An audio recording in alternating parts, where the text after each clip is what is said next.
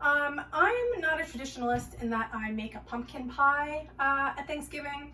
I'm not a huge fan of pumpkin pie, but I am a huge fan of cheesecake. So my tradition has always been making a cheesecake for any occasion, because why not? So basically, I'm kind of an idiot. I forgot to turn my light on for the first part of the video, so I've already made the crust. I'm actually not using the crust from the recipe. I have some cookie crumbs from a botched batch of cookies I made about a month and a half ago. Basically, they were an olive oil chocolate chip cookie that I just overbaked a little bit. I thought, oh, I'll just stick them in the food processor, warm them up, and then I've got crumbs for a cheesecake. But the recipe itself calls for toasted pecans, golden sugar, butter, and cinnamon. So you would put that into the food processor, whir it up, have your cookie crumbs. Basically, I just pressed my crust into this very well buttered 9-inch springform pan and pressed it down, and then I baked it for 15 minutes. That's the long and the short of the crust. Okay, so I have my KitchenAid with the paddle attachment, and I'm just putting my 3 packages of cream cheese in the mixer, and I'm gonna add the sugar. That is 1.5 cups of white granulated sugar, 1 teaspoon of grated fresh lemon zest in here. Essentially, it's the zest of 1 small lemon. Might be more like 1.25 teaspoons, but I say why not make it zestier?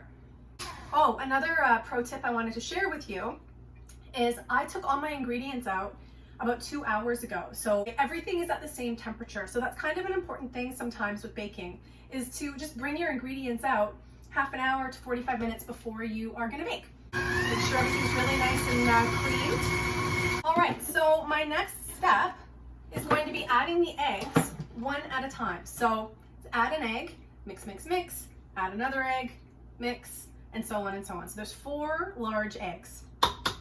Okay. It's always good to scrape down the sides frequently as you're baking a cake. Stuff just has a way of kind of working its way up the bowl. I don't want to overbeat this either, so I'm really just mixing the egg in until it's, you know, combined. Done. Fab. The final step in making this batter is adding everything else.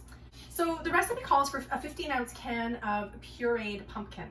I made my own pureed pumpkin because we did the big pumpkin harvest last weekend, and I'm everything pumpkin right now.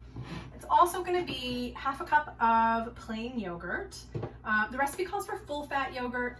I just had not full-fat yogurt in the fridge, so I'm using it. I'm sure it'll be fine. I've got 2 tablespoons of flour and vanilla. So it's got ginger, cloves, nutmeg, and cinnamon, and a pinch of salt. I've got my 1/2 cup of yogurt, and I've got my 2 tablespoons of flour, and my spice concoction. Nothing smells better than that. And my 1 teaspoon of vanilla. So now I'm just gonna mix this until all these ingredients are combined, and then I'll be ready to pour it into my pan. This smells heavenly, heavenly. All right, I'm gonna give it one last sort of quick whir,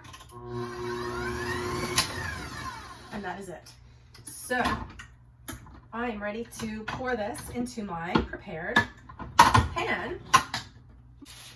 Okay, so what I need to do now is I need to triple wrap my springform pan in this heavy-duty aluminum foil, as we do not want any water whatsoever getting into this cake. What we're gonna do is we're gonna bake it in a water bath. So I've got my roasting pan over here.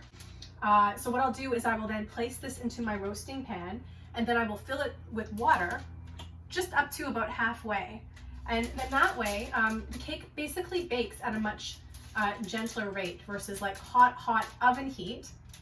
It's getting kind of slowly warmed up by the water that it's surrounded by. Okay, I am ready to pour my batter into my crust. Just smells incredible. The color is beautiful. The spices, you can see the spices in here because it's such a light color. So now I'm going to place my cheesecake into this roasting pan, and then I'm just going to pour as much water as I need to. Basically what is that, about 2 cups. I think 2 cups actually should be enough. Maybe just a little bit more.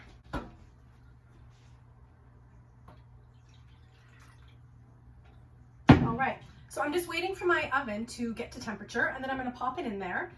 It's 350 degrees, so it's the same temperature for the cake as it was for the crust. Once I put it in, I'm going to have about an hour, 15 minutes to chill out, play with him. Oh, come on, buddy, up there. I'll come back and show you the finished result. The cheesecake has come out of the oven. So now it's going to sit in this water bath for 30 minutes.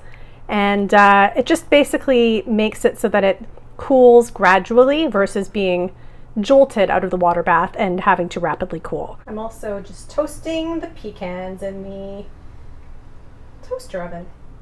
All right, I am ready to make my caramel sauce now. Excuse me, my bourbon caramel sauce now. First thing I need to do is bring the sugar, cream, butter, and honey to a boil in this saucepan. That's half a cup of whipping cream, and it is 6 tablespoons of butter.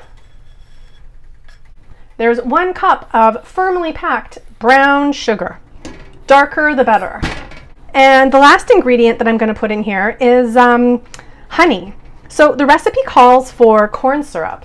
I don't have any corn syrup, and I really don't want to buy any corn syrup. I don't tend to use it. I looked up some alternatives, and honey is an alternative. So I decided that was going to be the one for me. Great thing about this honey is it came from a friend's boyfriend's family farm in Saskatchewan. Honey is just a miracle of nature, and it's already looking like just delightful. Everything's melting really, really nicely. I'm just going to bring it to a boil. And this recipe did call for some salt as well, but I could not find unsalted butter, so I just bought salted butter, and I'm not going to put the extra salt in. So that's always an option. If you only have salted butter on hand, just omit the salt. Yeah, I can starting to see the little bubbling action, starting to boil. I'm going to reduce it to medium, and I'm going to let it just boil for 1 minute. I don't know if you can see that, but it looks pretty awesome. It's very bubbly and boily. You know, working with sugar at this high temperature always makes me a little bit nervous that this could scald you, this could really hurt you. So I'm just giving it the respect it deserves. Now I'm going to stir in the bourbon, or the boybin, as I like to call it. I'm going to add 3 tablespoons of boybin that I had to go borrow from my parents because, ooh, it's making a cool bubbly. I've never actually tasted bourbon. It smells good. I'm not really a sipping hard alcohol kind of gal, but I'm going to try it.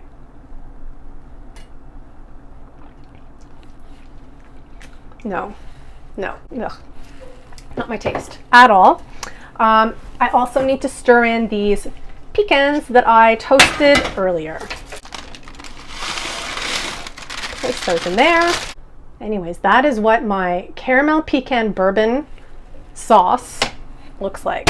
So essentially this sauce is going to be drizzled on top of each piece of cake. I think it's going to be pretty delicious. I'm excited. But we're not going to be sampling it till tomorrow. So I will finish this video then when I cut a nice slab for myself and make it look pretty. And here is the sauce. It's just cooling off. Has a really nice bourbon aroma, but I don't think it's going to be boozy. I think that, you know, it was so hot, all that alcohol will have been burnt off. So I will be finishing this cake off tomorrow. So I will see you then. Good morning, everybody. My cheesecake, she is done. I have some pecans that I just decorated the top with. So what I'm going to do is I'm going to cut my first piece and give it a try. Here is another little tip for you. If you want your cheesecake sliced to come out nicely, just dip your knife in water, and that will let your knife come out nice and clean. It's always tricky getting the first piece out. Oh, okay. Oh, I just lost the very tip. All I'm gonna do now is take a nice healthy spoonful of this and just slather it all over the top. Oh yeah, that looks good. Okay, I need a piece of the pecan in there.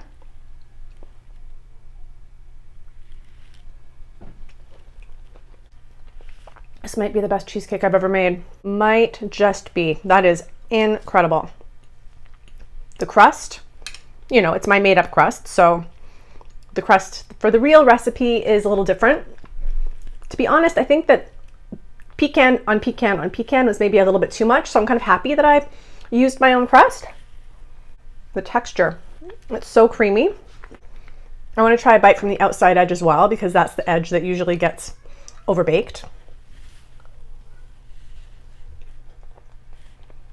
Not overbaked. I think I've achieved cheesecake perfection. Maybe you see this and you're inspired to make it for your own people. They'll love you forever if you do. Is it wrong to have cheesecake for breakfast? I'm very happy with the cheesecake. The pecans are just have a lovely crunch. If you want to make this recipe for yourself, head on over to my website. I posted it there. If you like what I'm doing here, hit subscribe or leave me a comment. Cheers and happy Thanksgiving. Looks like this is my breakfast after all. Oh well.